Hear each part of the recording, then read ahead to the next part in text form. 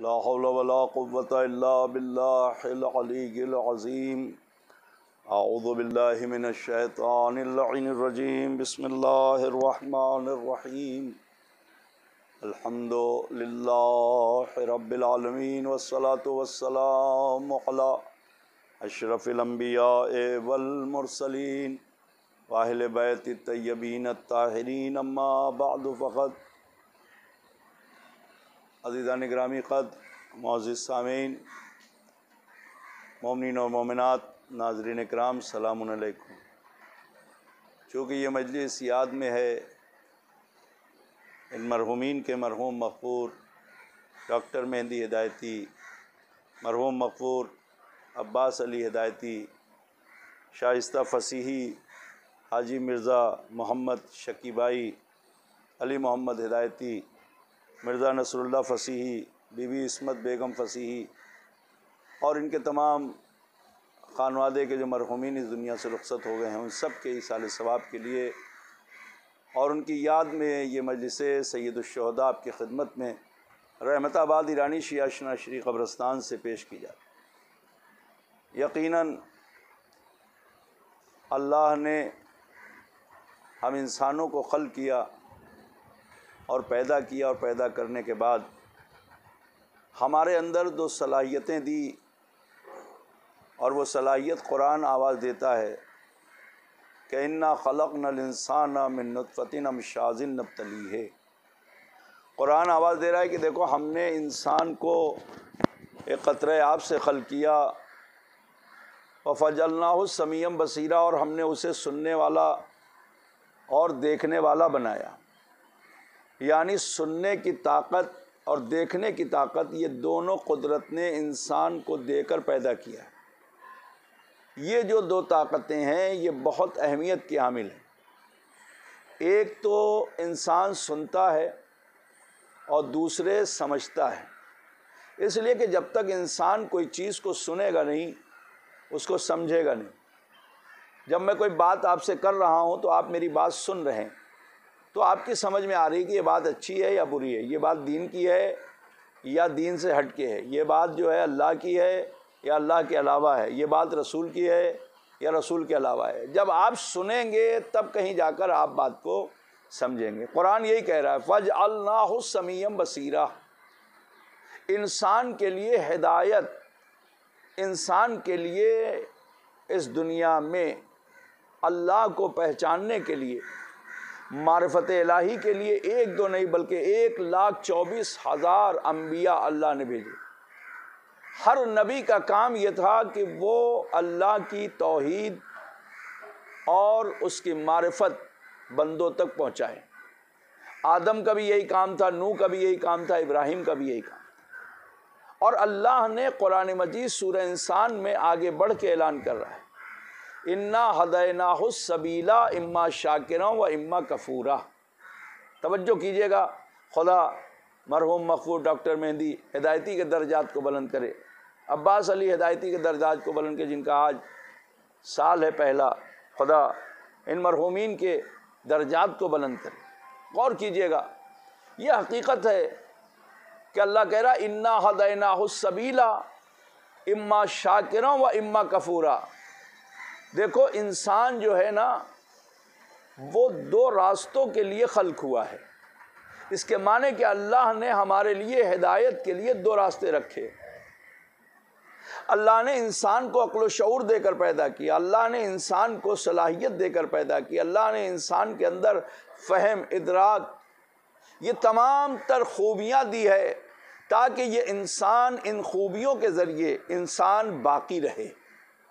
توجہ کریں، کمال انسانیت یہی ہے کہ وہ تمام تر فتنہ و فساد سے، تمام تر، توجہ کیجیے گا، دنیا کے جنجال سے، تمام شیطانی حربوں کے درمیان سے، جہالت، برائیاں، جھوٹ، غیبت، ایک دوسرے پر تہمت، الزام تراشی، ان تمام چیزوں سے انسان اگر عقل کے ذریعے، فہم کے ذریعے، اپنے سوچ اور سمجھ کے ذریعے اگر انسان اس سے محفوظ رہتا ہے تو وہی انسان کامل کہلاتا ہے۔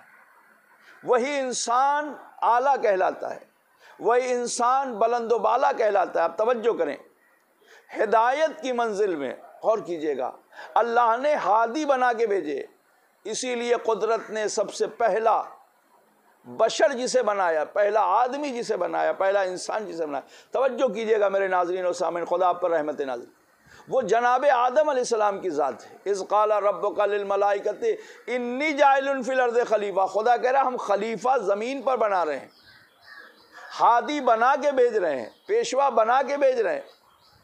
پہلا انسان ہے مگر ہادی مجسم، پہلا بشر ہے مگر مجسم ہادی ہے، پہلا آدمی اللہ بنا رہا ہے مگر مجسم ہدایت کا پیکر بنا رہا ہے۔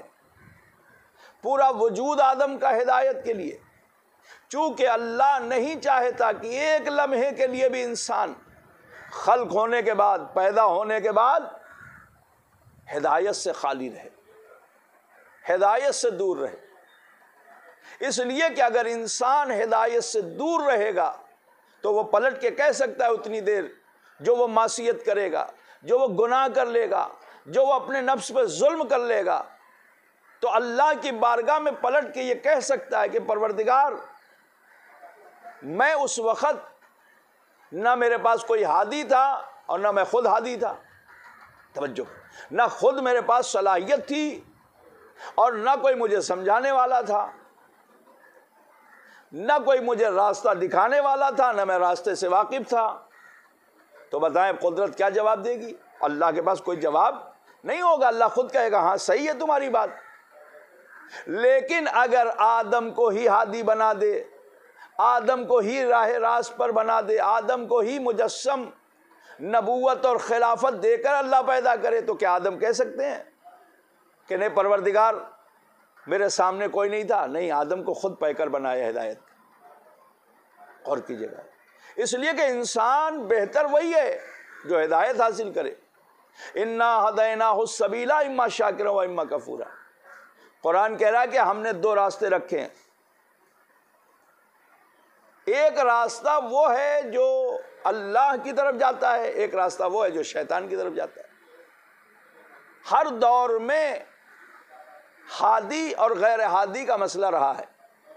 خدا ان مرحومین کی مغفرت کرے جن کے اصالِ ثواب کی آج مجلس، مرحوم مغفور ڈاکٹر مہندی ہدایتی، عباس علی ہدایتی، اور اس کے ساتھ ساتھ وہ مرحومین، توجہ کیجیے گا میرے دوستوں، میرے عزیزوں، شائستہ فصیحی، حاجی مرزا محمد شکیبائی، علی محمد ہدایتی، مرزا نصر اللہ فصیحی اور بی بی عصمت بیگم فصیحی، خدا ان سب کے درجات کو بلند کرے،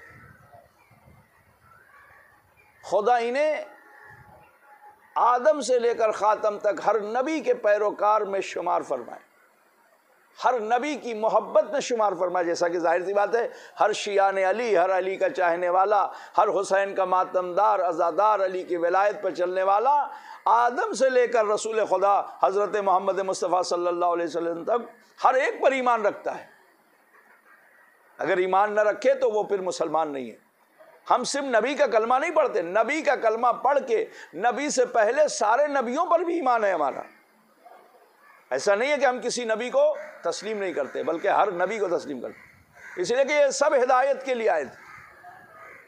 ہم امام حسین کو مانتے ہیں، یہی سب سے بڑی بات ہے۔ خدا ان کے دلوں میں اہل بیت کی محبت تھی، حسین کے عزادار و ماتمدار تھے۔ خود عباس علی ہدایتی 1 سال پہلے اسی آج کی تاریخ، ان کی وفات کی تاریخ، ان کے انتقال کی تاریخ غور کریں، جو حسین کا ماتمدار اور عزادار نحو بھی پڑھتے تھے، ساری چیزیں آپ کو پتہ ہے، مجھے کچھ کہنے کی ضرورت نہیں ہے۔ حسین سے دعا ہے کہ پروردگار انہیں حسین کے چاہنے والوں میں شمار فرمائے، انہیں آج کی شب ان تمام مرحومین کو جن کا میں نے نام لیا ہے، خدا انہیں امام حسین اہل بیت کی قبر میں زیارت نصیب کرے۔ آج شب قدر جو عظیم شب قدر ہے، جس کے لیے علماء نے لکھا ہے کہ یہی اصل میں شب قدر 23 کی، 2 شب قدر تو چونکہ مولا کائنات کی شب ضربت اور شب شہادت ہے، اس لیے ہمارے لیے بہت اہمیت کی حامل ہے، مگر اصل میں قرآن کے نزول کا مسئلہ جو ہے وہ اس شب کو ہے۔ خدا اس شب قدر میں ان مرحومین کی مغفرت کرے، ان کے درجات کو بلند کرے، ان کے ورثہ کو، ان کے بچوں کو، ان کے اعزاء قاریب کو صبر دے۔ خدا آپ پہ رحمت نازل کرے میرے تمام سننے والے مومنین و مومنات۔ آپ غور کریں، اللہ نے ہمیں انسان بننے کے لیے بھیجا ہے، تو ہم دیکھیں اپنے آپ کو کہ ہم شیطان تو نہیں بن رہے ہیں، ہم نمرود تو نہیں بن رہے، ہم فرعون تو نہیں بن رہے۔ ایسا تو نہیں کہ ہمارے پاس طاقت آ گئی ہے تو ہم لوگوں پہ ظلم کر رہے ہیں، ہمارے پاس طاقت آ گئی ہے تو ہمارے اندر حیوانیت پیدا ہو گئی ہے، ہم لوگوں کی عزت و آبرو کو پامال کر رہے ہیں۔ ایسا تو نہیں ہمارے اندر طاقت آ گئی ہے تو ہم اللہ کا سجدہ بھول گئے ہیں کہ ہمیں کیا ضرورت ہے، ہمارے پاس تو سب کچھ ہے۔ نہیں، توجہ کریں، خدا کی قسم یہ ہر چیز فنا ہو جائے گی۔ کل من علیہا فان، کل شیء ہالک، کل نفس ذائقۃ الموت۔ ہر شے فنا ہوگی، ہر شے ہلاک ہو جائے گی، ہر شے جو زیرو ہے اسے موت کا مزہ چکھنا ہے۔ تو کبھی نہ سوچئے گا کہ میں ہمیشہ ہمیشہ رہوں، ہمیں جانا ہے، ہمارا ایمان ہے، ہمارا عقیدہ ہے، ہم رسول کے پیروکار ہیں، حسین کے پیروکار، ہم علی کے پیروکار، ہم زہرا کے پیروکار، ہم اہل بیت کے پیروکار ہیں۔ ہم نے ان سے ہدایت لی ہے، کس سے؟ بس فضائل کا آخری ٹکڑا، خدا ان مرحومین کی مغفرت کرے، جن کے لیے رسول خدا فرما رہے ہیں ان الحسین مصباح الہدی وسفینۃ النجاۃ۔ پیغمبر کہہ رہے ہیں کہ میرا حسین ہدایت کا چراغ ہے، نجات کی کشتی ہے۔ سوچئے، حسین ہدایت دیں گے ہمیں، در حسین سے ہدایت ملے گی۔ یہ مرحومین حسین کے در سے وابستہ تھے، حسین کے عزادار تھے، ماتم دار تھے، ان کے بچے حسین کے عزادار و ماتم دار۔ خدا ان کے درجات کو بلند کرے، ہم سب کو پروردگار صحیح راستے پر چلنے کی توفیق عنایت کرے، ہدایت دے۔ جو اللہ کا راستہ ہے، جو شکر کا راستہ ہے، جو خدا کا راستہ، جو رسول کا راستہ، جو اہل بیت کا راستہ۔ بس عزیزوں، یقیناً آج بڑی فضیلت کی شب آنے والی ہے، بڑی عظیم شب ہے، قرآن کے نزول کی شب ہے۔ اور وہ قرآن کہ جسے آقا حسین نے نوک نیزہ پہ سنایا، جسے آقا حسین نے سر و تن میں جدائی ہونے کے بعد بھی حسین نوک نیزہ پہ قرآن پڑھ رہے تھے۔ کہہ رہے تھے اس لیے حسین قرآن پڑھ رہے تھے کہ 3 دلیل حسین دے رہے تھے۔ پہلی دلیل تو حسین اس لیے قرآن پڑھ رہے تھے کہ پتہ چل جائے دنیا کو پتہ چل جائے کہ شہید راہ خدا زندہ ہوتا ہے۔ دوسرے حسین اس لیے قرآن پڑھ رہے تھے کہ نبی نے کہا تھا کہ علی و مال قرآن والقرآن و مال علی، قرآن علی کے ساتھ، علی قرآن کے ساتھ۔ کہا دیکھو میرے بابا کے لیے اگر پیغمبر نے کہا ہے تو میں قرآن پڑھ کے بتا رہا ہوں کہ اہل بیت سے قرآن جدا نہیں ہے۔ اور تیسری وجہ حسین کی قرآن پڑھنے کی یہ تھی تاکہ جب قرآن حسین نوک نیزہ پہ پڑھیں گے تو تماشائیوں کا کوفہ اور شام میں جو مجمع ہوگا وہ حسین کو دیکھے گا، زینب و کلثوم کے برہنہ سر پہ نگاہ نہ کرے گا۔ ارے حسین اس لیے قرآن پڑھ رہے تھے کہ لوگ مجھے دیکھیں اور کہیں کہ یہ کون سی عجیب بات ہے، کہیں کوئی سر بھی قرآن پڑھتا ہے، کہیں کوئی سر و تن میں جدائی ہو جائے قرآن پڑھتا ہے۔ اس لیے زینب کے سر پہ نگاہ نہ پڑے، ام کلثوم کے سر پہ نگاہ نہ پڑے، سکینہ کے سر پہ نگاہ نہ پڑے، اس لیے حسین قرآن کی تلاوت کر رہے۔ سیعلم الذین ظلموا ای منقلب ینقلبون۔ پروردگارہ ہماری اس خلیص عبادت کو قبول فرما، ان مرحومین کی مغفرت فرما، ان کے درجات کو بلند فرما، ان کے ورثہ کو، ان کے بچوں کو، اعزاء و اقارب، دوست و احباب، لواحقین کو صبر جمیل عنایت فرما، ہر آفت ہر بلا سے محفوظ فرما۔ پروردگارہ آپ سب کو خدا محفوظ رکھے، ہم سب کو خدا محفوظ رکھے۔